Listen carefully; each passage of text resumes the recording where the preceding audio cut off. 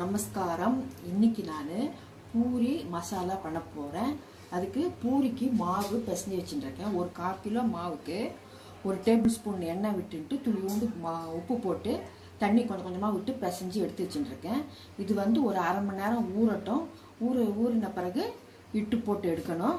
இது உருளைக்கிழங்கு வேக வச்சுட்டுருக்கேன் மசாலாவுக்கு. இனிமேல் தான் பண்ணணும். பண்ணும்போது காமிக்கிறேன். மசாலாக்கு உருளைக்கிழங்கு மசாலாக்கு அடுப்பை வச்சு இல்பச்சட்டி போட்டிருக்கேன்.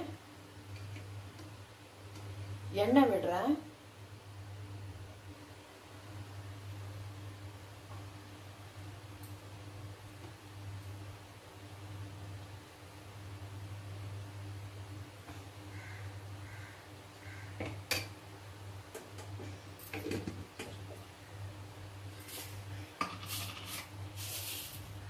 கடுகு போடுறேன்.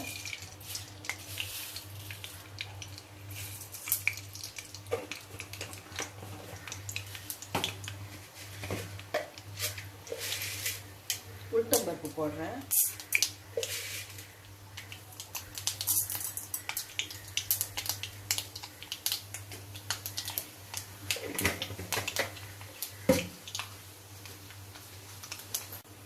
கடுகு வெடிச்சிட்டு வெங்காயம் போடுறேன்.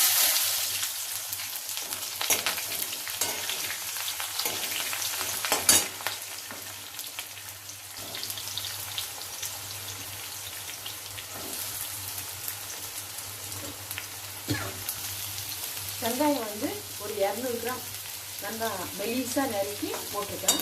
வெங்காயம் வதங்கணும்.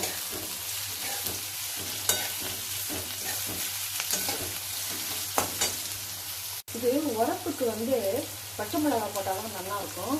அதனால பச்சை மிளகாய் நிறையா போடுறேன். இந்த மாதிரி நடுப்பரை நறுக்கி போட்டால் தான் நல்லா இருக்கும். அதனால இந்த மாதிரி நறுக்கிட்டு இருக்கேன். இதை போடுறேன். அதில்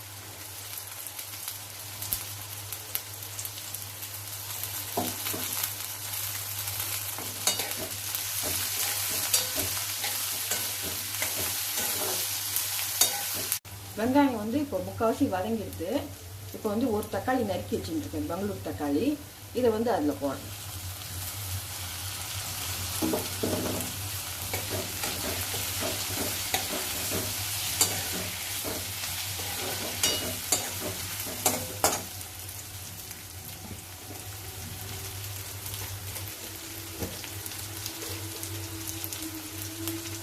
உப்பு போடுறேன்.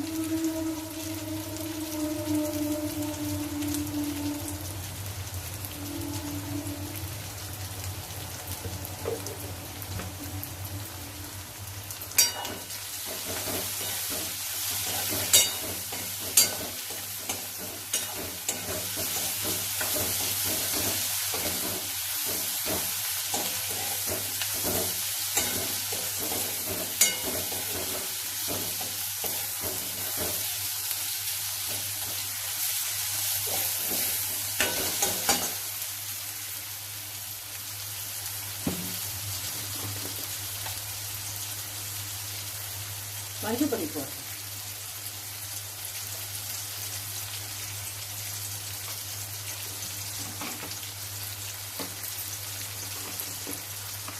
மிளகா பொடி பேருக்கு போடுறேன். பச்சை மிளகாவே போடுறோம். இருந்தாலும் கொஞ்சோண்டு பேருக்கு போடுறேன் மிளகா பொடி. வெறும் மிளகா பொடி.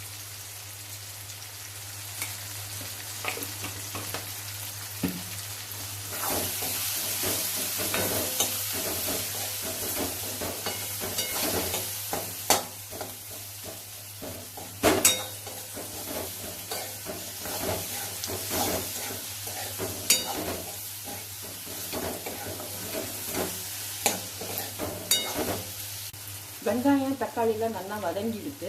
இப்போ உருளைக்கிழங்கு போடப்பேன். உருளைக்கிழங்கு நல்லா மசிச்சு வச்சுருக்கேன், வேக வச்சு. இதை இதில் போட்டுடுறேன். அதை விரிச்சிட்டு மசிச்சு வச்சுருக்கேன்.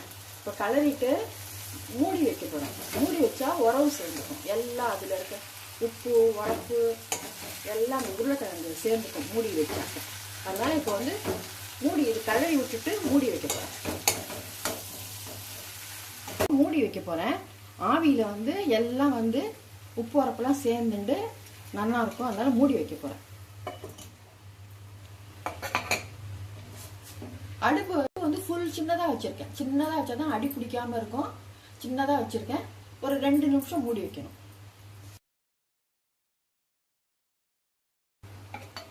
ரெண்டு நிமிஷம் ஆயிடுத்து. இப்போ திறக்க போறேன். நல்லா உப்பு உரப்புலாம் நல்லா சேர்ந்துட்டு சரியா இருக்கும். இப்போ வந்து கொஞ்சமா ஜலம் விட்டு கொஞ்சம் அடுப்புல 2 நிமிஷம் வச்சுட்டு எடுத்துட்டேன்னா பூரிக்கு தொட்டுக்க மசாலா உருளைக்கிழங்கு வந்து ஹோட்டல் ஸ்டைல் வந்து மசாலா. இதுல 1/2 டம்ளர் ஜலம் விடுறேன்.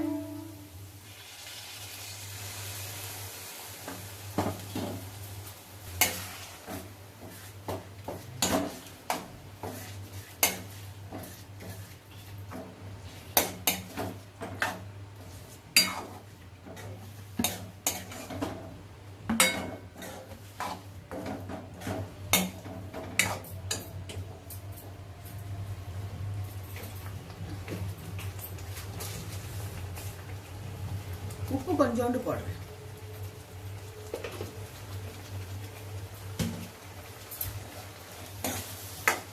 அடுப்பை கொஞ்சம் பெருசா வச்சு அந்த தண்ணிலாம் அந்த இழுத்துக்கிற வரைக்கும் கொஞ்சம் கலரி விட்டோம்னாக்கா ஹோட்டல் ஸ்டைல் வந்து பூரி மசாலா ரெடி. உருளைக்கிழங்கு மசாலா ரெடி. பூரி மசாலா ரெடி. இப்போ இதை எடுத்துடுறேன். தண்ணியெல்லாம் நல்லா அதில் இழுத்துன்றது அடுப்பை ஆஃப் பண்ணிட்டேன். இதில் இப்போ எடுத்துடுறேன்.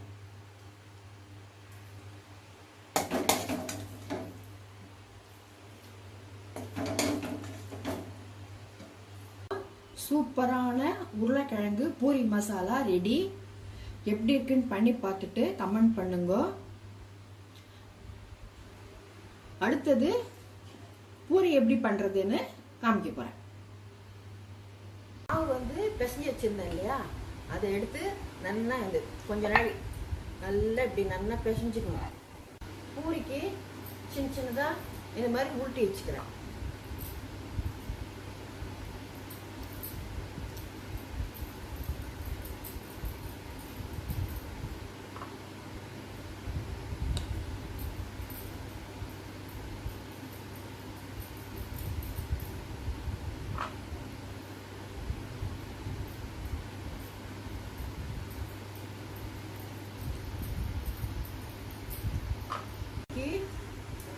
பூரிக்கு இப்போ வந்து இட போறேன். மாவு துவைச்சுட்டு நான் சின்ன சின்னதாக எடுத்திருக்கேன். நீங்க வேணா கொஞ்சம் பெருசா வேணா உருண்டை பிடிச்சிக்கலாம். நான் வந்து சின்ன சின்னதாக எடுத்துருவேன். கொஞ்சம் திக்கா இடணும். திக்கா இட்டா நல்லா உப்பிண்டு வரும். சாஃப்டா இருக்கும். உங்களுக்கு பூரி நல்லா சாஃப்டா இருக்கும். இந்த மாதிரி மாவு துவைச்சுட்டு திக்கா இட்டணும். கொஞ்சம் பெருசா வேணும்னா நீங்க பெருசா உருண்டை போட்டுக்கோங்க. பூரிக்கு மாவு இட்டு வச்சிருக்கேன். இப்போ வந்து எண்ணெயில போட போறேன். எண்ணெயில போடுறத காமிக்கிறேன். பற்ற வச்சு இருப்பு சட்டி போட்டிருக்கேன். எண்ணெய் ஊற்றி வச்சிருக்கேன். எண்ணெய் காயணும். பூரி வந்து எண்ணெய் காய்ஞ்ச பிறகு இந்த பூரி இட்டதை வந்து அதை போட்டு எடுக்கணும்.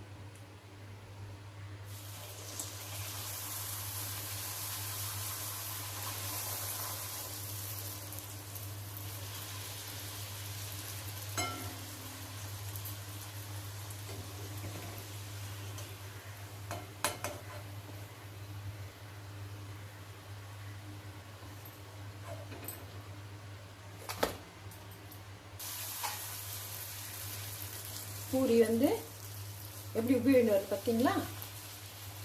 திக்கா இட்டாக்கா இந்த மாதிரி உப்பி விழு வரும். இது 2 பக்கமும் நல்லா திருப்பி போட்டு நல்லா வெந்த பிறகு இந்த மாதிரி நல்லா எண்ணெயை வடிச்சிட்டு எடுக்கணும். இப்போ சூப்பரான பூரி தொட்டுக்க உருளைக்கிழங்கு மசாலா எப்படி இருக்கு பண்ணி பார்த்துட்டு சொல்லுங்க. இங்க பாருங்க, பூரி வந்து நல்லா உப்பி இருக்கிறதுனால சாஃப்டாகவும் இருக்கும். ஏன்னா சூப்பரா இருக்கும் பூரி. அதனால எப்படி இருக்கு பண்ணி பார்த்துட்டு கமெண்ட் பண்ணுங்க. மறக்காம சப்ஸ்கிரைப் பண்ணுங்க. தேங்க்யூ.